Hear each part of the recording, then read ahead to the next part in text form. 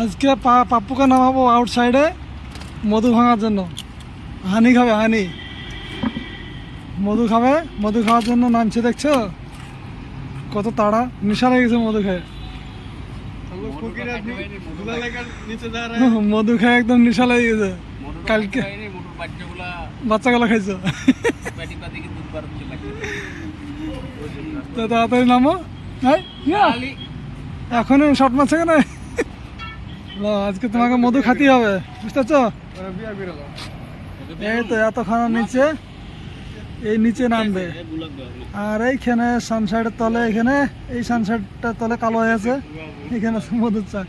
তো কালকে আমি আগুন লাগিয়ে পড়েছি, আজকে পাপ্পু যাবে পানি মেরে পানি মেরে ভাগাতে যাবে। আমি ওইদিকে পাশের দূরে ওইদিকে দাঁড়ায় থাকবো।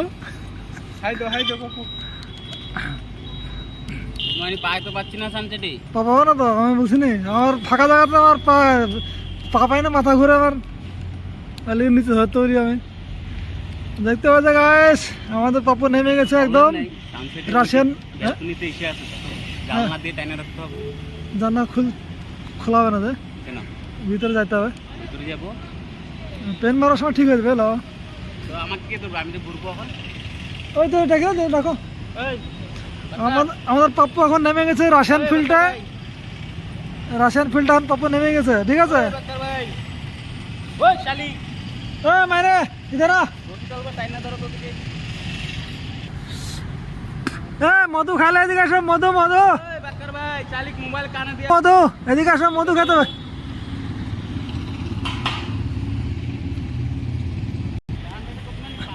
আরে মাগি মাগি, লুজ করো, লুজ লুজ করে টেনে ধরো। আমাদের পাপ্পু এখন নেমে গেল রাশিয়ান ফিল্ডে। আর কিছুক্ষণ পর আমি নামবো।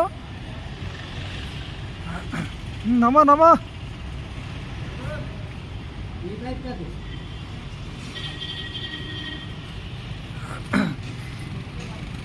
একজন নিচের থেকে একজন রশিটা টেনে ধরেছে, নাহলে আবার ঘুরতে লাগবে পপা করে, সেই জন্য।